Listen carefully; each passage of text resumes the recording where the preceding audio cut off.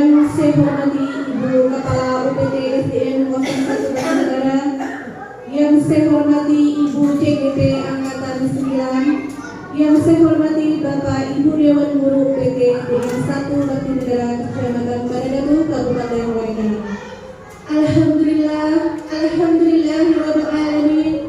Assalatu wassalamu ala asrofil anbiya'i wal mursalin wa ala alihi washabbihi ajma'in. Amma ba'du. Pertama-tama marilah kita ucapkan rasa syukur kita atas kehadiran Allah Subhanahu wa taala, karena pada pagi menjelang siang ini kita telah diberi nikmat kesehatan dan nikmat kesempatan sehingga kita masih bisa berkumpul di ruangan ini dalam rangkaian acara diseminasi penerapan budaya positif calon guru penggerak angkatan 9. Pada kesempatan kali ini saya akan membacakan susunan acara. Susunan acara diseminasi penerapan budaya positif calon guru penggerak angkatan 9 Kabupaten Waikana pada tanggal 27 Oktober 2023. Acara pertama pembukaan, acara kedua menyanyikan lagu Indonesia Raya, acara ketiga sambutan Ibu Kepala UPT SDN 01 Banjarnegara, acara keempat inti, acara kelima penutup. Untuk acara pertama yaitu pembukaan, marilah kita bersama-sama buka acara ini dengan mengucap lafaz basmalah. Bismillahirrahmanirrahim. Untuk acara kedua yaitu menyanyikan lagu Indonesia Raya yang akan dipimpin oleh Ibu Asmina SPD, dan kepada Bapak Ibu Dewan Guru dipersilakan untuk berdiri.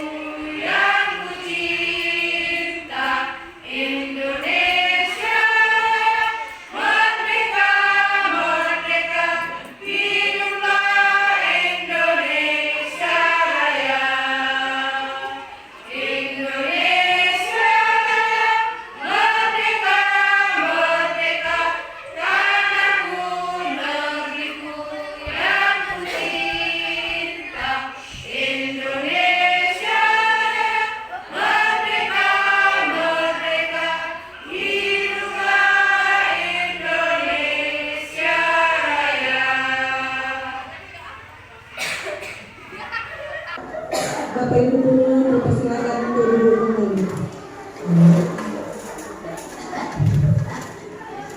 Acara ketiga yaitu sambutan Kepala UPT SDN 1 Banjarnegara. Kepada Ibu saya persilakan.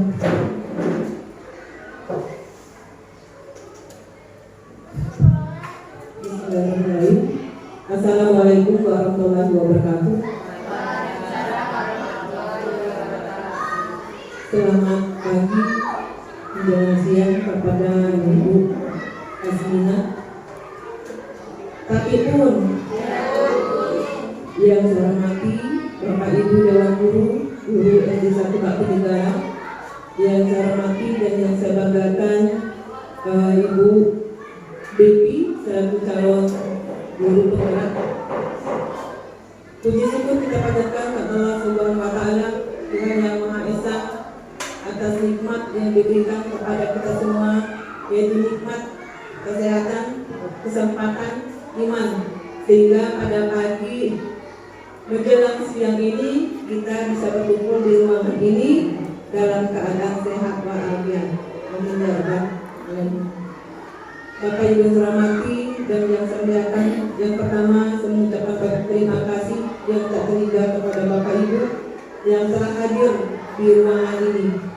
Kemudian saya mohon maaf yang sebesar-besarnya apabila ada penyampaian saya nanti tidak pas, tidak berkenan di hati. Saya mohon maaf karena inilah batas kemampuan saya. Bapak Ibu saya hormati, selanjutnya di sini saya akan menyampaikan bahwa Bu Devi selaku calon guru penggerak angkatan 9, beliau akan menyampaikan hal-hal yang penting kepada kita semua. Semoga apa yang disampaikan oleh beliau ini dapat menambah wawasan kita, menambah semangat kita semua demi majunya ke depannya SD 1 Bakti Negara ini. Amin ya rabbal alamin. Bapak Ibu yang saya hormati, nanti pada saatnya kita saksikan bersama-sama paparan dari Bu Devi atau calon guru penggerak ini.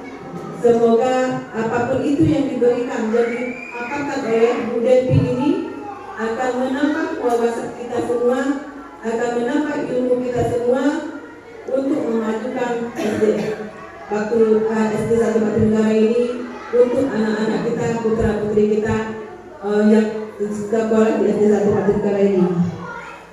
Harapan saya kepada Bapak Ibu, apapun itu yang diberikan ilmu oleh Bu Devi, kita bersama-sama kita ambil positifnya, kita ambil yang baiknya, kita terapkan, kita berikan kepada putra-putri kita. Apapun itu yang diberikan oleh Ibu Devi selaku calon guru penggerak. Semoga saja apapun itu yang diberikan akan bermanfaat bagi kita semua, akan menambah wawasan kita semua, menambah ilmu khususnya kita semua yang ada di SD 1 Bakti Negara.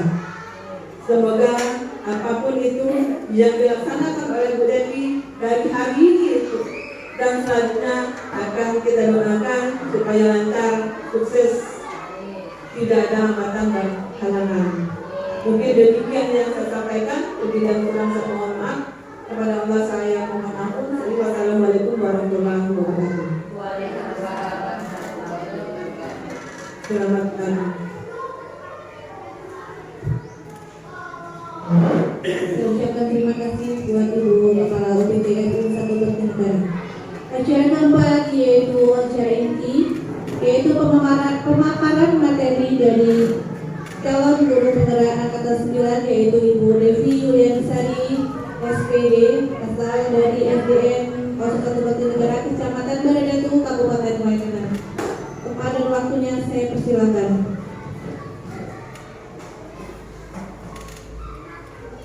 Baik, terima kasih buat Ibu ini. Pertama-tama yang terhormat Ibu Kepala Sekolah SDN 1 Bakti Negara, yang saya hormati Bapak Ibu Dewan Guru yang telah hadir, yang telah menyempatkan waktu untuk mengikuti acara diseminasi ini, yaitu acara diseminasi kegiatan calon guru penggerak angkatan yang ke-9. Ya, pertama-tama saya ucapkan puji syukur kehadirat Allah Subhanahu wa Ta'ala, karena berkat rahmat dan limpahannya lah kita masih bisa berkumpul di sini. masih diberi nikmat kesehatan juga keselamatan. Salawat serta salam tak lupa saya junjungan kepada Nabi besar Nabi Muhammad SAW, yang mana syafaatnya sangat kita nanti-nantikan di hari kelak. Amin. Ya Rabbal Alamin. Baiklah, Bapak Ibu guru semuanya, di sini saya akan menyampaikan memaparkan lebih tepatnya, yaitu memaparkan tentang praktik baik atau diseminasi budaya positif di sekolah kita, yang mana yang saya dapatkan di kegiatan calon guru penggerak angkatan ke-9 ini, supaya sekolah kita nantinya bisa mempraktekkan budaya positif. Ya. Pendahuluan yang pertama, menurut Ki Hajar Dewantara, pada kegiatan guru penggerak modul 1.1, di situ saya mempelajari yaitu tentang filosofi pendidikan Ki Hajar Dewantara, yang mana sekolah ini diibaratkan seperti ladang dan guru-gurunya itu petani, anak murid kita diibaratkan seperti bibit, ya, bibit atau benih, ya, yang mana jika kita ingin menimbulkan atau ingin mendapatkan sesuatu yang baik, sesuatu yang berkualitas, jadi kita sebagai petani atau sebagai guru, kita harus memupuk murid-murid kita supaya dia menjadi insan yang berkualitas. Dengan cara apa? Bagaimana? Yaitu dengan cara kita seperti memberi pupuk, ya Bapak Ibu ya, membasmi ulat-ulat jamur, nah yang mengganggu bibit tanaman itu. Jadi kita sebagai Bapak Ibu guru, kita harus menanamkan,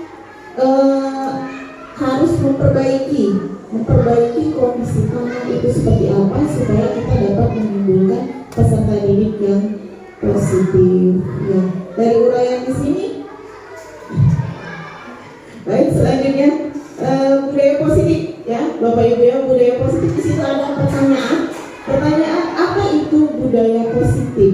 Nah, menurut Bapak Ibu yang ada di pikiran Bapak Ibu, kalau kita mendengar kata budaya positif, apa yang ada di pikiran Bapak Ibu? Boleh saya minta bantu dijawab ya, apa itu budaya positif? Silakan Bapak Ibu. Budaya positif itu yang dilakukan dan kebiasaan di sekolah untuk menimbulkan anak-anak bisa berpikir kritis, menghormati, dan bertanggung jawab. Iya, betul. Nilai-nilai kebaikan ya, nilai-nilai kebaikan. Nah, yang lain Bapak Ibu, apa sih menurut budaya ini? Budaya positif ya, budaya positif sekarang.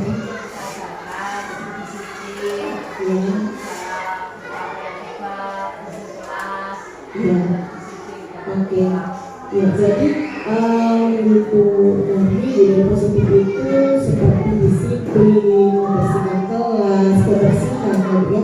Dan jadi kita simpulkan di sini budaya positif itu seperti kebiasaan-kebiasaan, ya, kebiasaan-kebiasaan yang baik, yang ramah.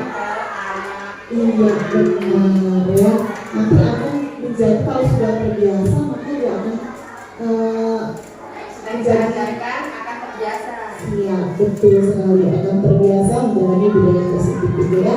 Nah, pertanyaan yang kedua yaitu apakah di sekolah kita sudah terciptanya budaya positif? Sudah, ya benar sekali. Di sekolah kita yang pastinya sudah tercipta budaya positif karena dapat kita lihat dari hal kecil saja ya Bapak Ibu. Dari hal kecil saja, misalnya seperti ini. Ketika kita datang ke sekolah, setelah itu ada murid juga yang datang, mereka langsung menyapa Bapak Ibu gurunya ya. Setelah itu saling senyum, bersalaman. Nah, itu semua menyapa ya, itu semua sudah termasuk ke dalam hal-hal kecil tapi yang sudah bernilai positif ya. sekolah kita. Ya Bapak Ibu, berarti sedikit banyaknya kita ini sudah menerapkan budaya positif itu. Ya, lanjut budaya positif. Nah di sini budaya positif merupakan perwujudan nilai-nilai kebajikan atau keyakinan universal ya yang diterapkan di sekolah, yang selama ini sebagai guru kita berkewajiban mengontrol siswa agar memiliki perilaku yang guru harapkan. Nah, perwujudannya itu biasanya guru sering memberikan hukuman, ya, supaya apa? Pada saat siswa melakukan kesalahan dan guru juga memberikan imbalan penghargaan terhadap perbuatan yang dilakukan siswa. Berarti di sini guru itu mengontrol perilaku siswa. Jika bersalah maka akan diberi hukuman, tapi jika dia melakukan sesuatu maka akan diberikan imbalan. Ya, lanjut next. Yang selanjutnya yaitu konsep inti budaya positif. Nah, di sini ada beberapa ya Bapak Ibu konsep inti budaya positif. Yang pertama ada disiplin positif. Ada juga nilai-nilai kebajikan, teori motivasi perilaku manusia, hukuman dan penghargaan, keyakinan kelas, kebutuhan dasar manusia, 5 posisi kontrol dan segitiga restitusi. Dari 8 nilai-nilai kebajikan ini menurut Bapak Ibu yang sudah sering Ibu dengar itu yang mana?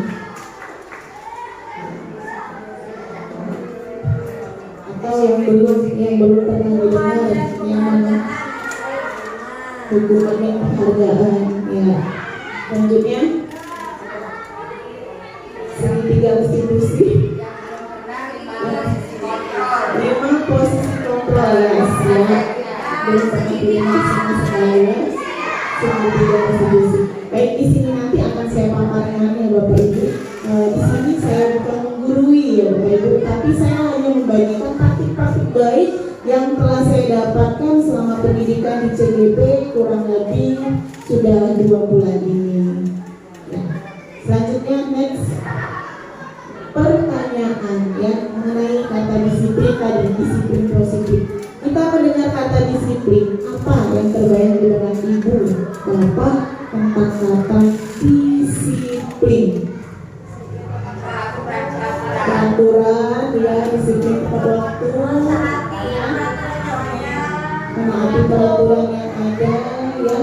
Pak Potensi apa Pak? Disiplin kita nggak usah tegur apa? Oh ya siap. Jadi disiplin ya, kalau sudah terlintas kata disiplin itu biasanya berhubungan dengan tepat waktu seperti itu ya Bapak Ibu ya. Peraturan tadi ya seperti itu ya. Kalau sudah dengan kata disiplin pasti harus tepat waktu, ada aturan ya seperti itu ya. Yuk kita lihat ya. Disiplin positif yaitu berasal dari kata Latin ya, yaitu disiplina yang artinya belajar. Ya Bapak Ibu, belajar. Nah di sini tadi benar ya, sudah saya tanyakan sedikit tadi tentang disiplin itu apa yang terlintas. Nah di sini kebanyakan orang itu akan menghubungkan disiplin dengan tata tertib atau peraturan ya. Biasanya juga dihubungkan dengan hukuman, padahal sebenarnya itu bukan ya, tidak berhubungan. Tetapi belajar disiplin positif itu harus memberikan hukuman, itu adalah alternatif terakhir kalau kita ingin memberikan hukuman ya. Kalau bisa itu tidak digunakan sama sekali ya Bapak Ibu. Murid yang memiliki disiplin positif akan memiliki motivasi internal ya yang tinggi dan menguasai diri untuk melakukan tindakan yang sesuai dengan nilai-nilai kebajikan universal. Jadi begini Bapak Ibu, murid kalau memiliki disiplin yang tinggi dia memiliki motivasi internal, berarti yang sudah ada di dalam diri murid itu sendiri ya Bapak Ibu, motivasi internal, dan dia akan melakukan tindakan yang sesuai dengan nilai-nilai kebajikan universal. Ya, seperti contohnya jika murid sudah disiplin, dia akan datang tepat waktu, ya, dia akan ke sekolah dengan semangat, seperti itu, Bapak Ibu ya. Itu tentang disiplin positif. Yang selanjutnya yaitu nilai-nilai kebajikan yang masih berhubungan dengan disiplin positif tadi, yaitu sifat manusia, sifat-sifat positif manusia yang merupakan tujuan mulia yang ingin dicapai, ya, tanpa memandang bahasa, suku, ya, agama maupun latar belakang. Itu merupakan nilai-nilai kebajikan. Setiap perilaku manusia itu memiliki satu tujuan menurut Dr. William. Ya. Dengan mengaitkan nilai-nilai kebajikan yang diyakini, maka seseorang akan memiliki motivasi intrinsik, ya, motivasi dalam diri tadi, ya, yang terbangun sehingga menggerakkan motivasi dari dalam untuk mencapai tujuan yang dia miliki. Itu menurut Diana Gozek tentang nilai-nilai kebajikan. Ya, di sini nilai-nilai kebajikan yang kita sepakati bersama itu biasanya terlihat dari profil pelajar Pancasila. Profil pelajar Pancasila itu mencakup apa saja? Nah, nilai-nilai kebajikan yang ada di profil pelajar Pancasila itu ada beriman, ya, beriman, bertakwa, berakhlak mulia, berkebinekaan, gotong royong, mandiri, kreatif, dan bernalar kritis. Itu semua nilai-nilai kebajikan yang dapat dikembangkan oleh profil pelajar Pancasila. Di sana ada juga IBO Primarius atau FYP. PYP sudah bisa dibaca ya Bapak Ibu ya. Di situ mencakup toleransi, rasa hormat, terus ada juga keterampilan hidup atau life style, ya, dapat dipercaya, lurus hati. Itu semua contoh-contoh nilai-nilai kebajikan, ya. Selanjutnya ada teori motivasi perilaku manusia. Sini ada pertanyaan lagi ya Bapak Ibu ya tentang motivasi, teori dan perilaku manusia. Di sini ada sebagai seorang guru, saat Anda hadir mengajar di kelas tepat waktu, motivasi apa yang mendasari tindakan Anda? Kira-kira Bapak Ibu ketika sedang sekolah hadir tepat waktu, kira-kira motivasi apa sih yang mendasari tindakan Bapak Ibu itu?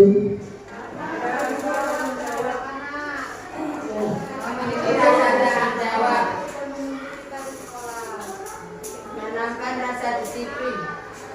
Karena kita sudah memiliki rasa tanggung jawab sebagai guru bahwa kita di sekolah anak sudah menunggu. Kita berusaha untuk datang tepat waktu. Ya, berarti motivasinya karena anak didik dan peserta didik ya, seperti itu, peserta didik yang sudah menunggu. Ya, Bos Mina. Pastinya ya satu karena aturan mempunyai tanggung jawab, kemudian tanggung jawab itu bukan hanya kepada sesama manusia, tetapi ada tanggung jawab yang luar biasa yang kepada Tuhan. Iya, berarti segala sesuatu yang dilakukan itu ada pertanggungjawabannya dan berasal baik sesama manusia maupun sama yang di atasnya. Yang lain Bapak Ibu, apa kira-kira motivasinya? Datang ke sekolah hadir tepat waktu itu apa kira-kira? Menanamkan rasa disiplin.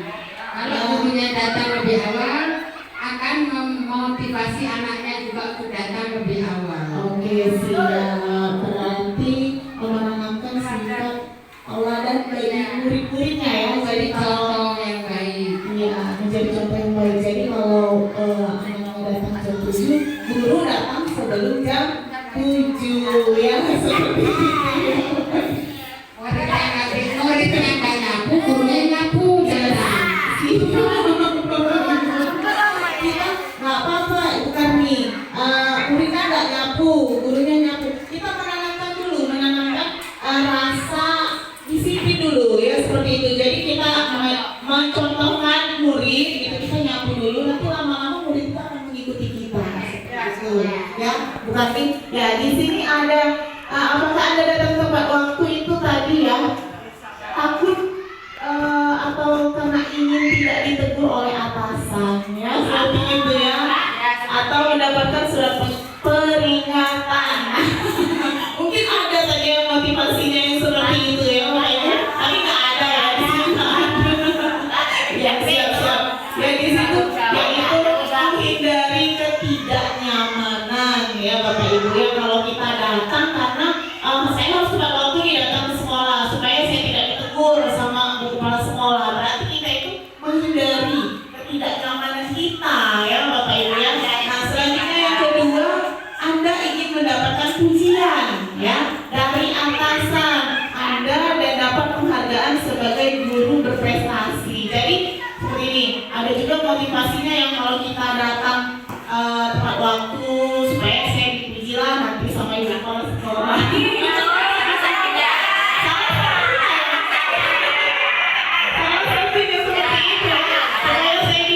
Nanti saya datangnya rajin ya.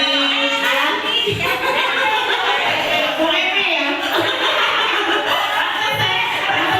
Datangnya pagi terus ya. Datangnya pagi terus. Tasnya gede-gede. Nah ya jadi itu.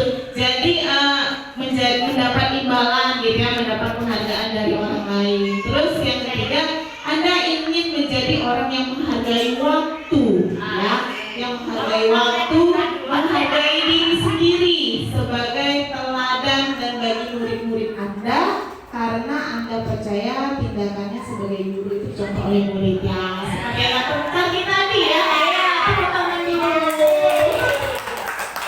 Jadi supaya menjadi teladan bagi murid-murid kita ya Ibu ya, bukan karena rasa ketidaknyamanan atau karena rasa ingin dihargai atau imbalan, tapi menjadi suri tauladan bagi murid-murid kita, yaitu menghargai nilai-nilai dari diri sendiri ya. Berarti kita datang ke waktu karena kita menghargai diri kita sendiri seperti itu. Next,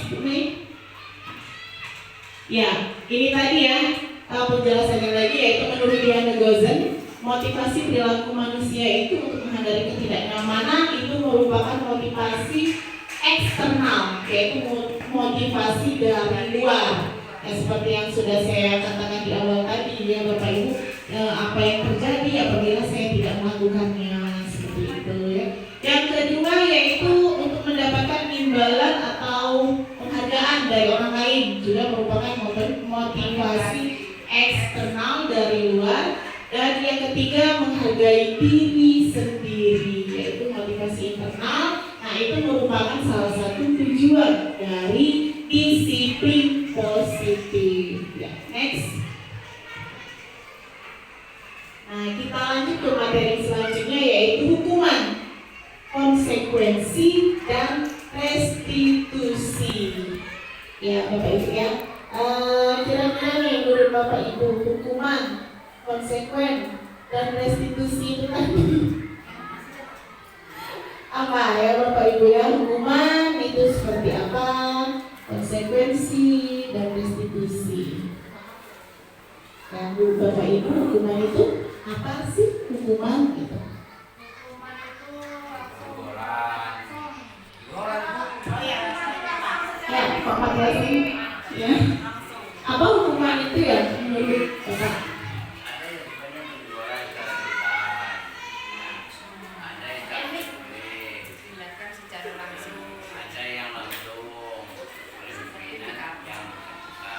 Iya, hukuman itu adalah langsung ya, teguran secara langsung. langsung. Ada juga tadi silakan.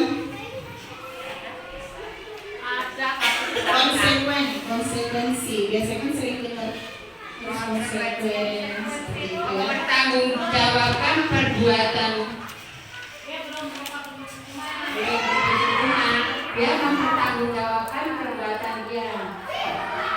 Ya, jadi hukuman, konsekuen dan restitusi. Jadi kalau hukuman itu langsung ditujukan kepada anak, oh kamu salah, seperti itu kamu harus dihukum. Sedangkan kalau konsekuen itu ada aturan-aturannya, masih ada peraturan-peraturan, jadi anak tidak langsung kamu salah, tidak seperti ada konsekuen. Jika dia melakukan kesalahan, jadi anak misalnya nih, kamu melakukan kesalahan, anak datang terlambat gitu, kamu harus konsekuen, misalnya membaca istighfar 10 kali, nah seperti itu ya. Kalau hukuman langsung tiba-tiba dihukum gitu ya, kalau hukuman. Ya, lanjut. Identitas gagal itu hukuman ya, identitas sukses itu konsekuensi dan restitusi. Nah di sini kalau hukuman itu Bapak Ibu sesuatu yang menyakitkan harus terjadi. Kita menghukum anak. Tadi saya contohkan anak ini datang terlambat, tiba-tiba kita harus menghukum. Nah itu yang ada pada diri murid itu sangat menyakitkan, ya Bapak Ibu. Dan kalau konsekuensi sesuatu yang harus terjadi, ya. Sedangkan restitusi itu merupakan pilihan identitas sukses. Yang kedua, tidak nyaman untuk murid dalam jangka waktu yang panjang. Jadi kalau kita memberikan hukuman kepada murid itu, dia akan diingat dalam jangka waktu yang panjang. Misalnya, nak, kamu hari ini tidak mengerjakan PR, kamu ibu hukum, kamu harus berdiri di bawah tiang bendera. Nah itu akan menjadi ingatan bagi murid, bagi anak-anak kita itu dalam jangka waktu yang panjang. Seperti itu ya Bapak Ibu. Berbagi cerita sedikit ya Bapak Ibu. Pada waktu saya SD dulu, SD kira-kira itu kelas 5 atau 6 lah ya. Nah saya pernah dihukum dengan guru kelas saya. Kalau waktu itu kita hukumannya masih berbentuk seperti ya kekerasan seperti itu ya. Nah jadi sampai sekarang itu tuh masih teringat. Kalau ketemu dengan bapak, oh itu bapak guru saya ini galak, bapak itu itu langsung tiba-tiba langsung seret. Nah sampai sekarang itu masih teringat ya dalam jangka waktu panjang. Sedangkan kalau konsekuensi itu membuat murid tidak nyaman, tapi dalam jangka waktu yang pendek ya, karena dia tahu itulah konsekuensinya jika datang terlambat itu. Restitusinya yaitu menguatkan murid dalam jangka waktu yang panjang. Berarti kalau restitusi itu seperti kita memberikan penguatan yang kita berikan kepada murid. Jadi kita tidak memarahinya, tapi kita malah memberikan seperti penguatan, misalkan jangan diulang lagi seperti itu ya. Yang ketiga yaitu korban mendapatkan keadilan. Itu kalau hukuman, kalau konsekuensi korban bisa diabaikan, sedangkan restitusi korban mendapatkan ganti. Yang keempat, murid atau anak akan tersakiti kalau diberi hukuman. Selanjutnya konsekuensi murid atau anak dibuat tidak nyaman, dan restitusinya yaitu murid atau anak mendapatkan penguatan. Ya, nah disitulah identitas gagal. Bagi hukuman itu bernilai ya Bapak Ibu nilainya negatif, sedangkan konsekuensi itu netral dan restitusi itu adalah positif. Jadi yang harus kita terapkan kepada anak-anak didik kita itu kita jangan memberikan hukuman, tapi kita memberikan penguatan seperti itu ya Ibu. Nah selanjutnya di sini ada tindakan guru. Tindakan guru yang pertama yaitu menggantikan kertas tugas temannya yang telah dicoret-coret. Menurut Bapak Ibu itu merupakan hukuman atau konsekuensi. Konsekuensi ya Bapak Ibu ya. Ya siap. Selanjutnya yang kedua, membersihkan tumpahan air di atas meja karena tersenggol. Konsekuensinya. Yang ketiga yaitu murid seharian menggunakan sepatu karena tidak mengenakan sepatu hitam. Hukuman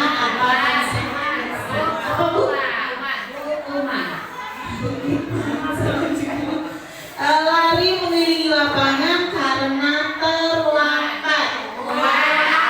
Hukuman. Dan yang terakhir yang kelima, murid diminta push up 15 kali karena tidak menggunakan masker di sekolah.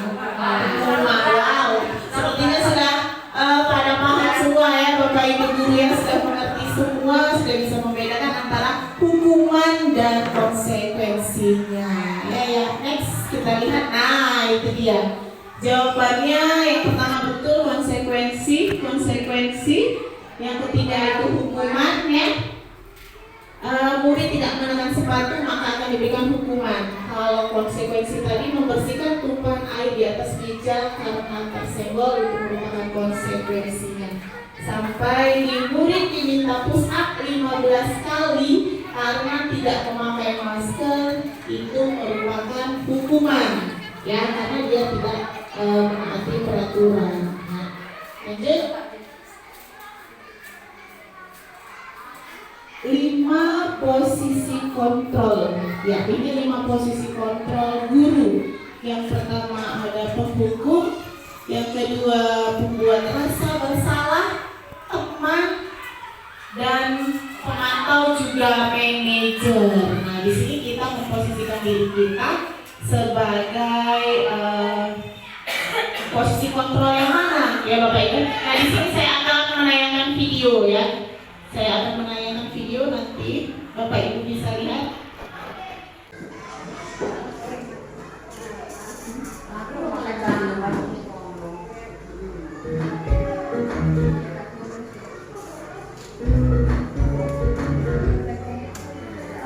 Salam bahagia ibu dan bapak guru hebat. Dalam menerapkan disiplin positif restitusi, salah satu program yang digunakan adalah 5 posisi kontrol. 5 posisi kontrol dalam restitusi adalah proses perjalanan seseorang mendidik agar dapat mengenali dirinya. Pada video kali ini kita akan membahas tentang 5 posisi kontrol yang dikembangkan oleh Dian Dawson dan contoh penerapannya.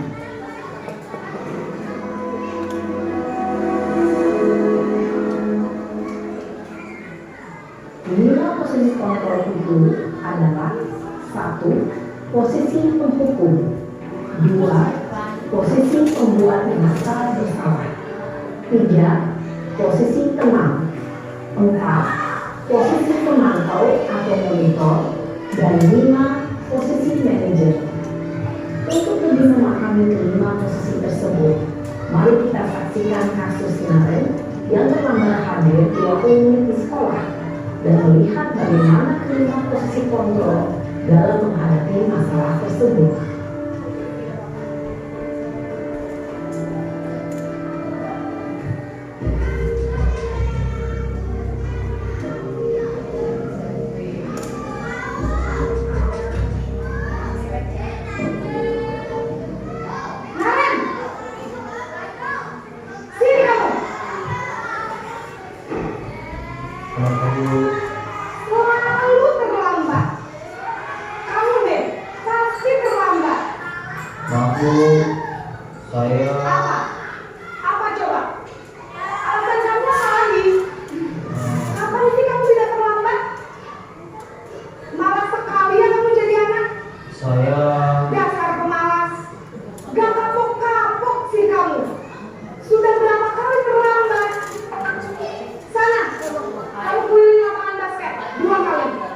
Kenapa saya harus ke lapangan basket, Bu? Kenapa? Kamu melawan ibu? Berani-beraninya jawab. Sudah terlambat, masih berani jawab pula. Sekarang, keliling lapangan basket 5 kali sekalian. Biar kamu. Cepat. Pergi sana ke lapangan basket. Posisi penghukum biasanya berbicara dengan nada tinggi, menghardik, menunjuk-nunjuk, menyakiti, dan menyindir. Hukuman bisa berupa fisik maupun psikis. Ibu dan bapak guru hebat. Dampak yang terjadi pada murid ketika guru berada pada posisi penghukum adalah murid cenderung akan memberontak, bahkan agenda.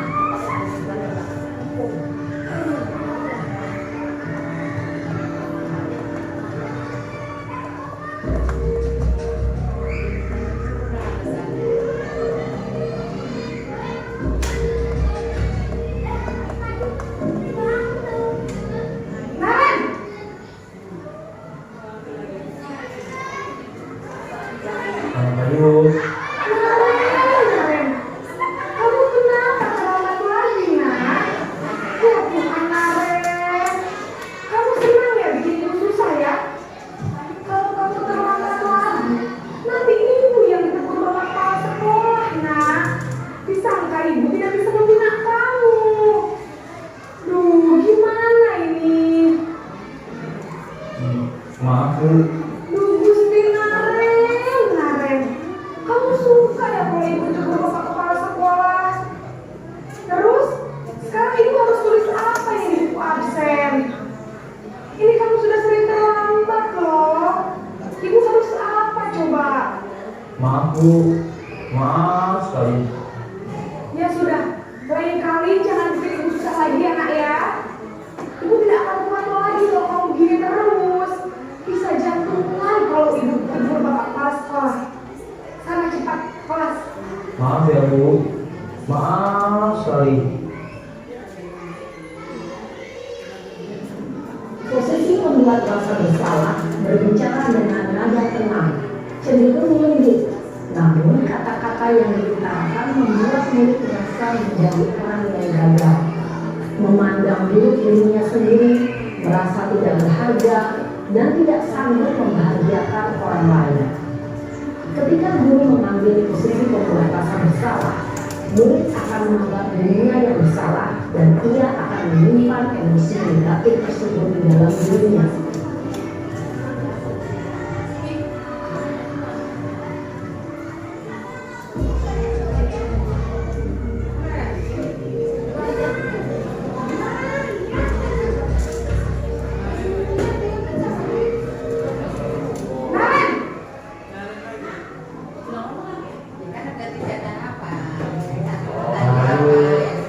Wah, sudah jam berapa ini, nak?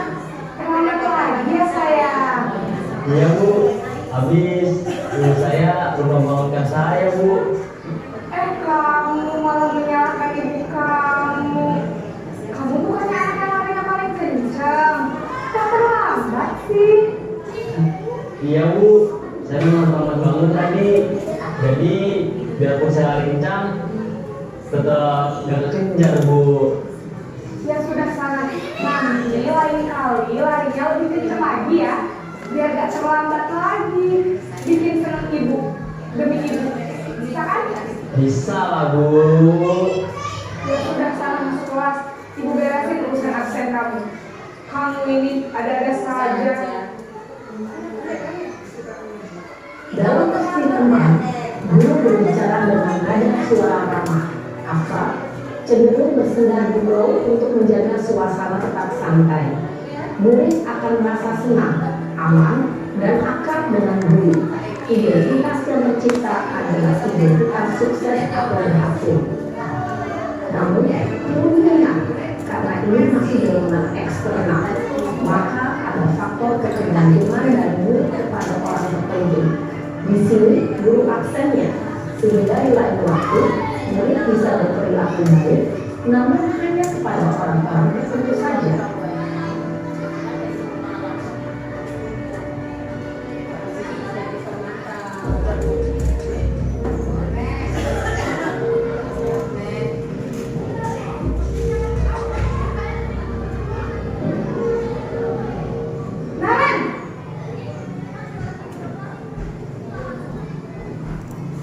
Selamat pagi, Bu.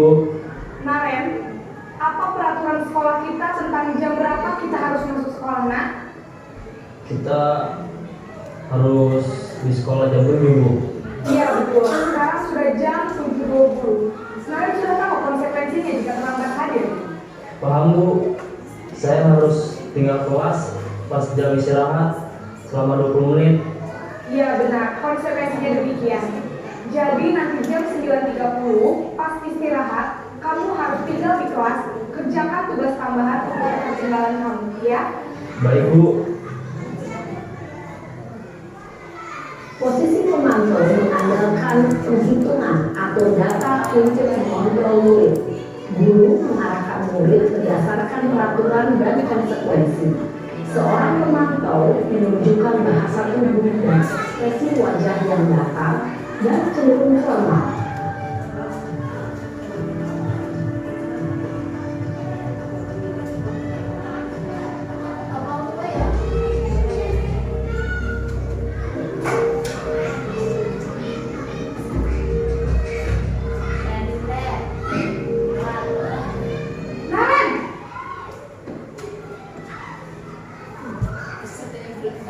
Selamat pagi Bu.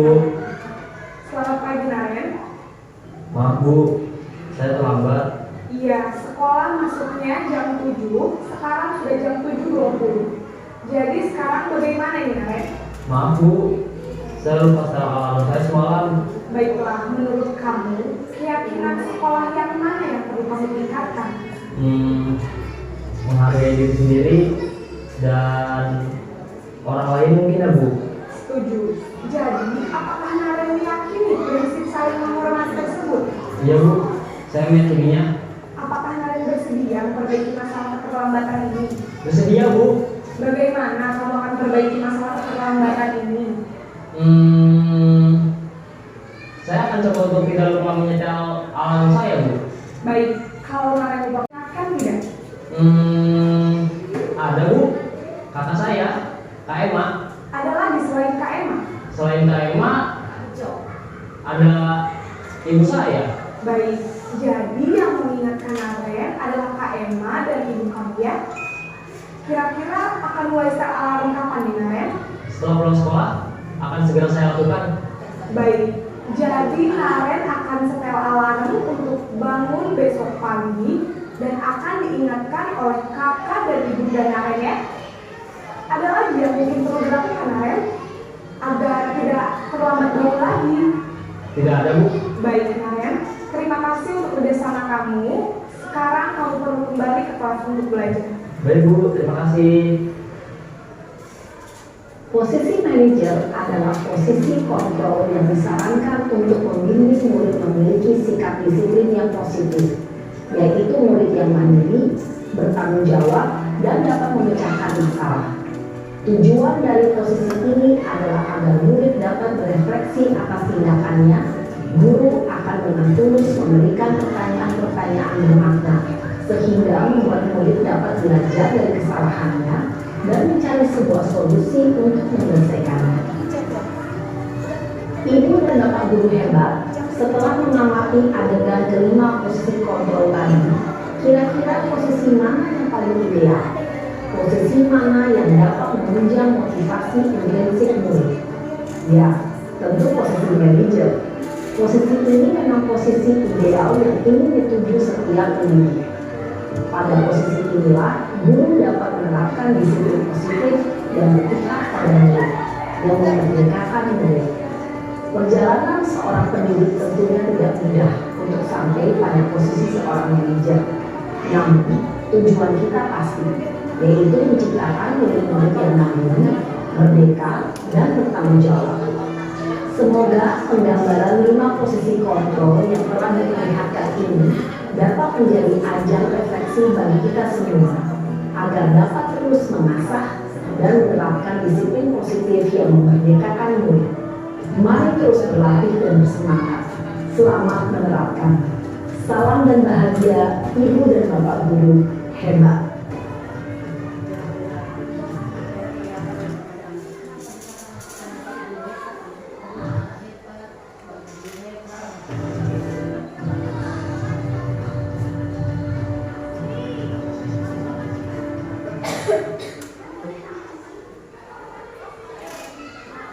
Ya Bapak Ibu ya, tadi sudah menyaksikan sedikit cuplikan video ya tentang kasus Naren di sana ya Bapak Ibu ya.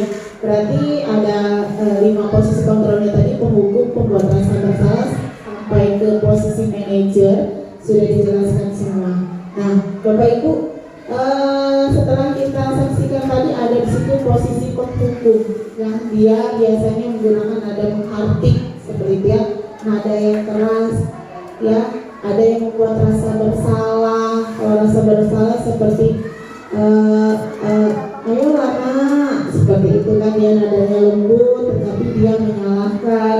Ada juga posisi kontrol sebagai teman, pemantau, dan manajer. Di manajer inilah yang seharusnya posisi kita sebagai guru pada saat menghadapi kasus-kasus yang terjadi di sekolah kita. Jadi kita harus menggunakan posisi manajer yang paling baik.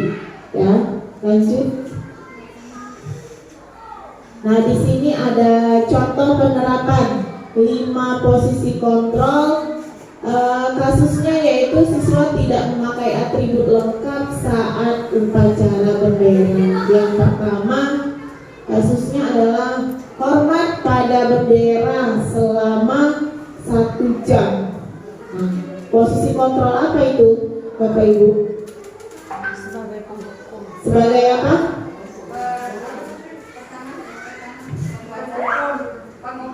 Penghukum ya. Yang kedua, berapa kali Bapak Ibu harus memberitahu kamu selalu saja mengecewakan ibu bapak ya,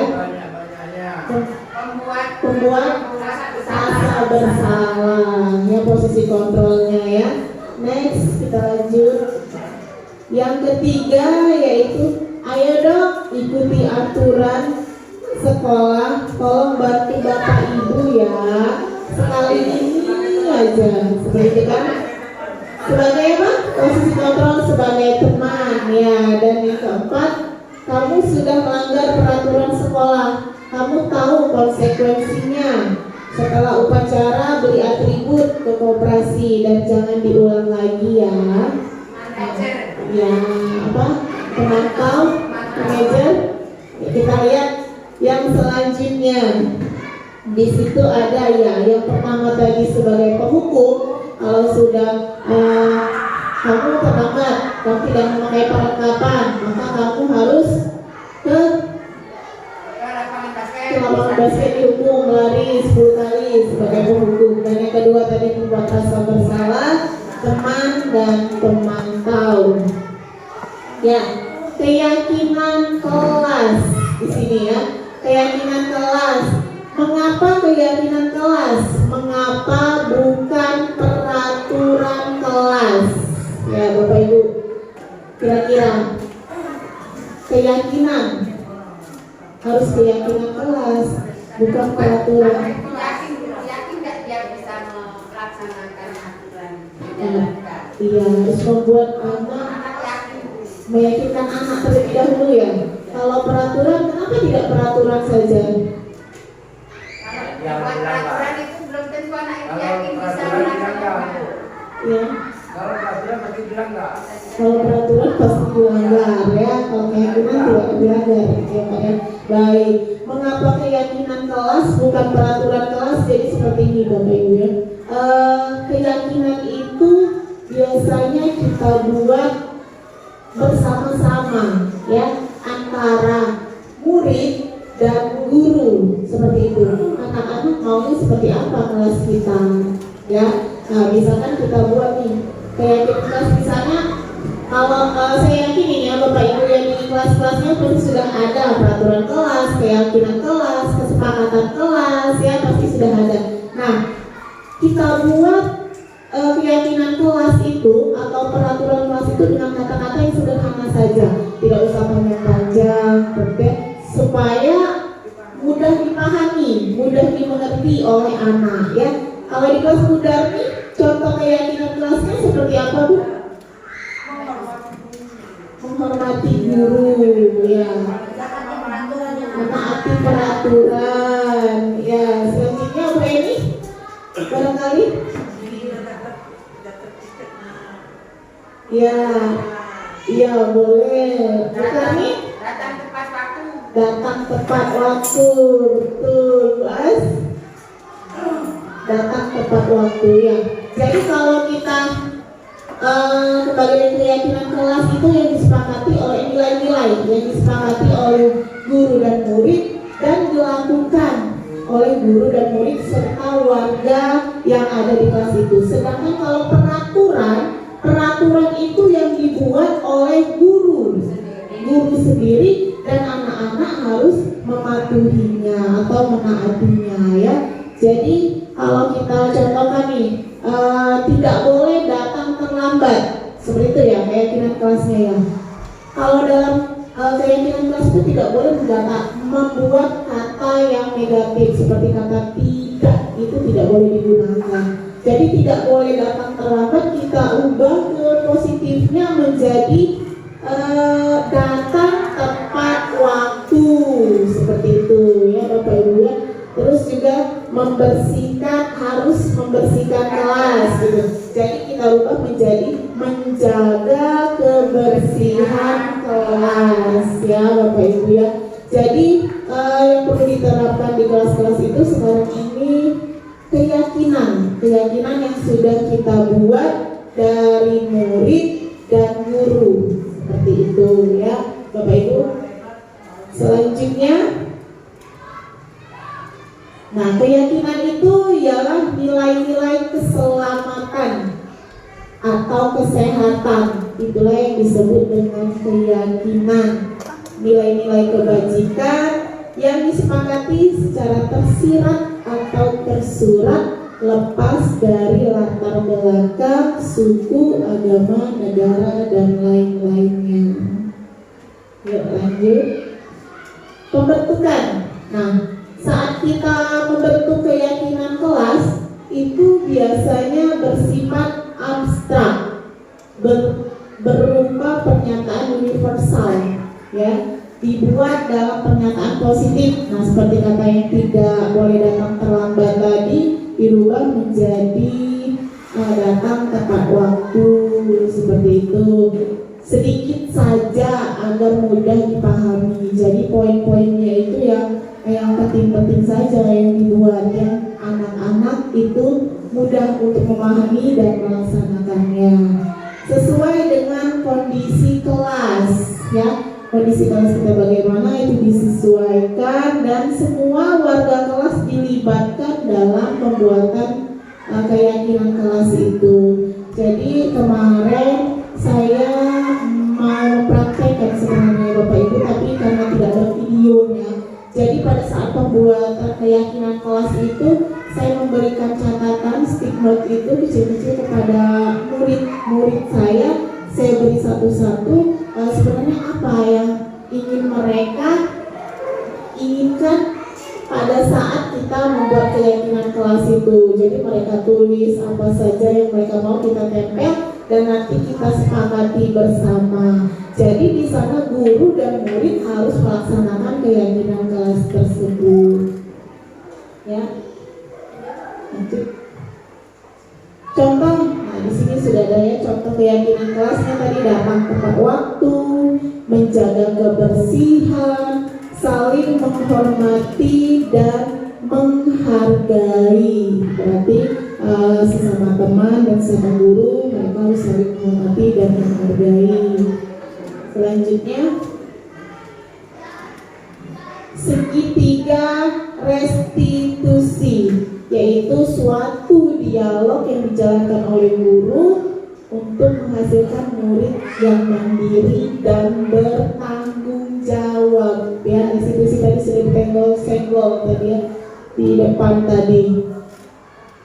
Nah, di segitiga restitusi ini ada validasi tindakan yang salah, menstabilkan identitas, dan menanyakan keyakinan. Di sini sebenarnya ada videonya ya Bapak Ibu. Kemarin saya sudah melaksanakan segitiga restitusi ini. Coba saya lihat dulu.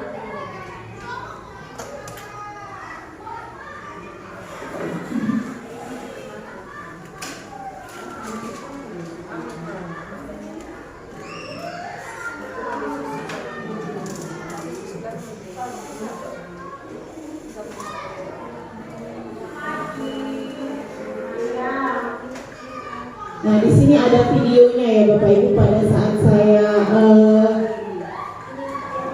menyelesaikan kasus seperti itu ya, kasus yang terjadi di sekolah di dalam kelas saya. Di situ tadi saya yang pertama tadi ada menstabilkan identitas. Ada juga dia nanti memvalidasi tindakan yang salah dan menanyakan keyakinan. Ini sedikit cuplikannya saja ya Bapak Ibu. Di sini kasusnya adalah si Maria ini tidak meletakkan sepatu di tempatnya. Kita lihat Bapak Ibu.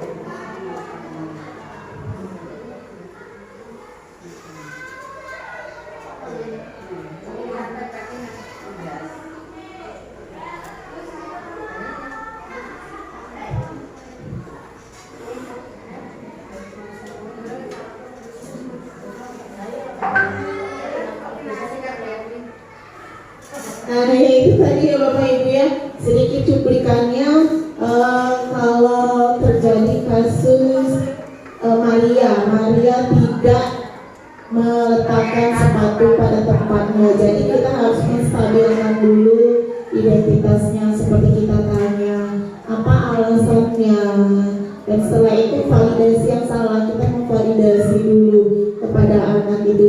Kita tidak langsung menghukumnya. Kenapa kamu tidak meletakkan sepatu? Tidak seperti itu, tapi kita tanyakan baik-baik alasannya apa.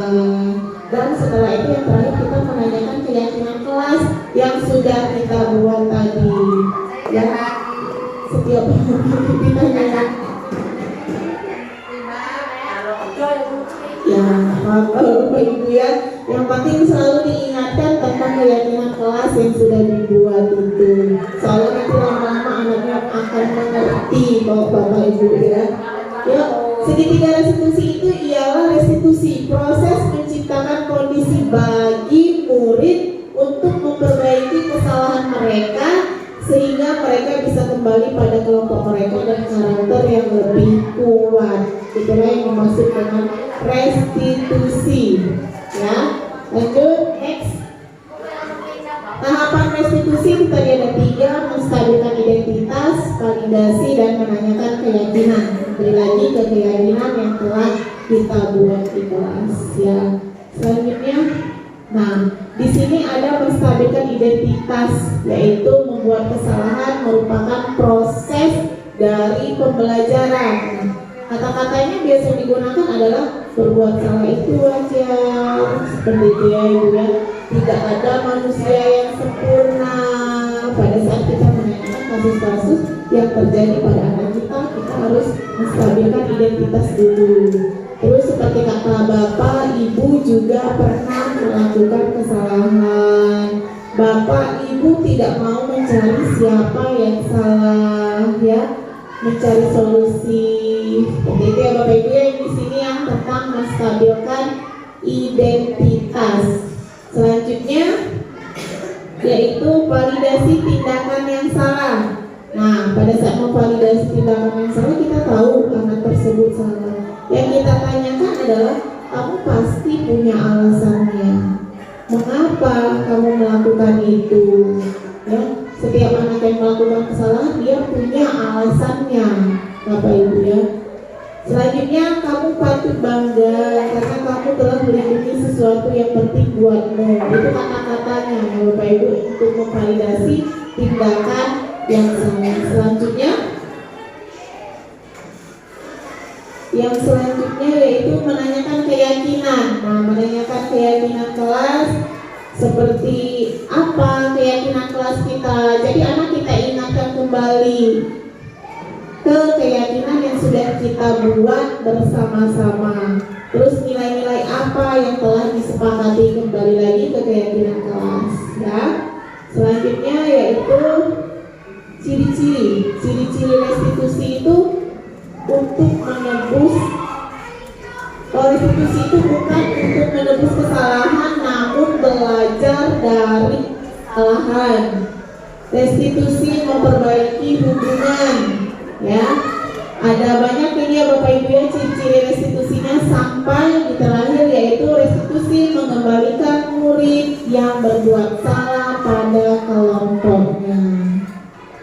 Dan yang terakhir penutup ya, dalam penerapan disiplin positif itu hendaknya guru memiliki standar kepribadian yang profesional dan sosial yang baik ya, yang mana guru itu dapat merefleksi diri dalam posisi kontrol ya, bagaimana perjalanan dirinya sebagai owner atau manajer yang menuntun murid-muridnya menjadi insan yang mandiri, merdeka dan bertanggung jawab ya. Selesai Bapak Ibu ya. Jadi itulah tadi Bapak Ibu guru yang dapat saya paparkan yang mengenai diseminasi budaya positif, yang mana itu adalah suatu tugas ya, aksi nyata saya di modul 1.4 yang sudah saya paparkan dan saya bagikan. Semoga nanti Bapak Ibu guru bisa mempraktikkan hal-hal baik yang telah didapat, dapat memposisikan posisi kontrol kita sebagai guru kepada murid ya, dapat menerapkan keyakinan kelas atau segitiga restitusi tadi di kelas kita dan di sekolah ya, pastinya ya. Mungkin hanya itu Bapak Ibu yang dapat saya sampaikan. Kurang dan lebihnya saya mohon maaf, kepada Allah saya mohon ampun. Saya akhiri, wabillahi taufiq wal hidayah. Wassalamualaikum warahmatullahi wabarakatuh.